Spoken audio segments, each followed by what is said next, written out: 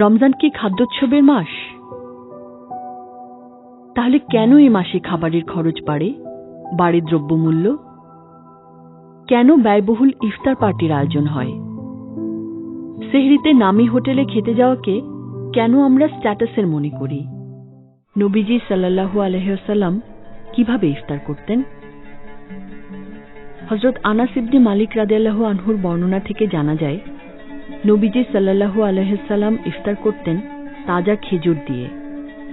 যদি তাজা খেজুর না পাওয়া যেত তাহলে শুকনো খেজুর দিয়ে, আর যদি তাও না পাওয়া যেত তাহলে কয়েক ঢোক পানি খেয়ে।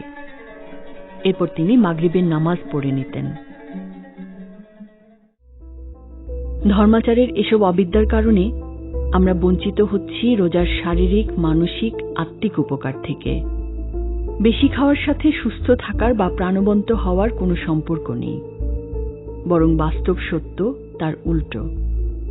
শুধু তাই না, সবসময় খাওয়া দাওয়ার মধ্য দিয়ে নিজের অজান্তেই আপনি আপনার দেহকে ঠেলে দিচ্ছেন ভয়ঙ্কর সব শারীরিক ঝুঁকির দিকে।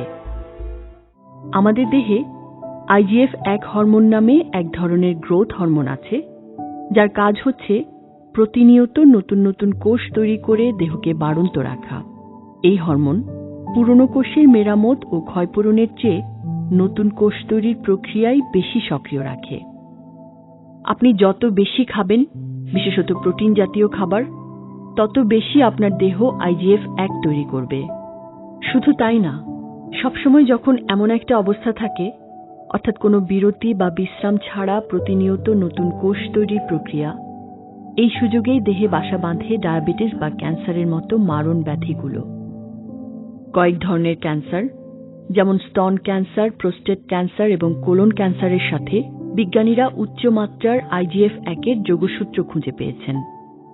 বিজ্ঞানীরা বলেন, এ অবস্থাকে পাল্টে দিতেই তাই মাঝে মাঝে খাবার থেকে দেহকে অব্যাহতি দেয়া দরকার। একটা পরীক্ষায় দেখা গেছে, ঝুঁকিপূর্ণ মাত্রায় দেহে IGF-1 হরমোন আছে এমন একজন মানুষ মাত্র 3 দিন উপবাস করে তা নামিয়ে ফেলেছেন অর্ধেকে। ডাক্তাররা তাকে সতর্ক করে বলেছিলেন প্রোস্টেট ক্যান্সারে আক্রান্ত হওয়ার সম্ভাবনা তার প্রবল, কিন্তু IGF এর মাত্রা কমে যাওয়ায় কমে গেল সে ঝুঁকিও। গবেষণায় দেখা গেছে, উপবাস বা রোজা ডায়েটিংয়ের চেয়েও বেশি ফলদায়ী। রোজা কমিয়ে দেয় ডায়াবেটিসের ঝুঁকি, সারায় পেপটিক আলসারের উপসর্গ, বাঁচাতে পারে আলঝেইমার, ডিমেনশিয়া বা স্মৃতিভ্রমের মতো বয়সজনিত রোগগুলো থেকে। তবে তার জন্য রোজা রাখতে হবে সঠিক খাদ্যাভ্যাসে, নবীজি সাল্লাল্লাহু আলাইহি সাল্লামের সুন্নাহ অনুসারে। রমজানে কি খাবেন, কি খাবেন না? ইফতারের সময় 3-4টি খেজুর খেয়ে পানি পান করুন। খেজুরের সুক্রোজ পানির সাথে মিশে তাৎক্ষণিক প্রাণশক্তি এনে দেয়। এরপর মাগরিবের নামাজ পড়ে রাতের খাবার খেয়ে নিন। ইফতারিতে ভাজা পোড়া, গুরুপাক ও অতিরিক্ত মশলাদার, রকমারি অস্বাস্থ্যকর খাবার ও শরবত বর্জন করুন।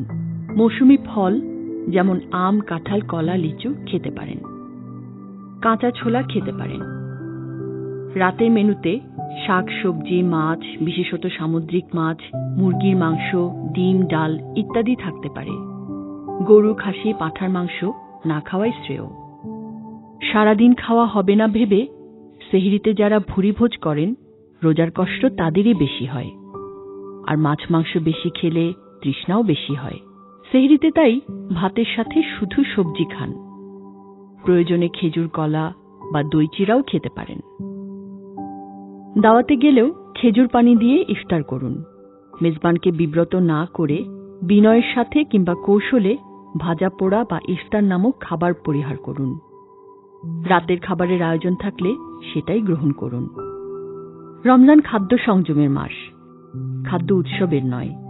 হোটেলে গিয়ে আইটেম বহুল ইফতার বা সেহরি করার বিলাসী ও অনুষ্ঠান সর্বস্ব পার্টি বর্জন করুন। আত্মশুদ্ধির এই মাসে আমরা যেন ভোজন দাসে পরিণত না হই।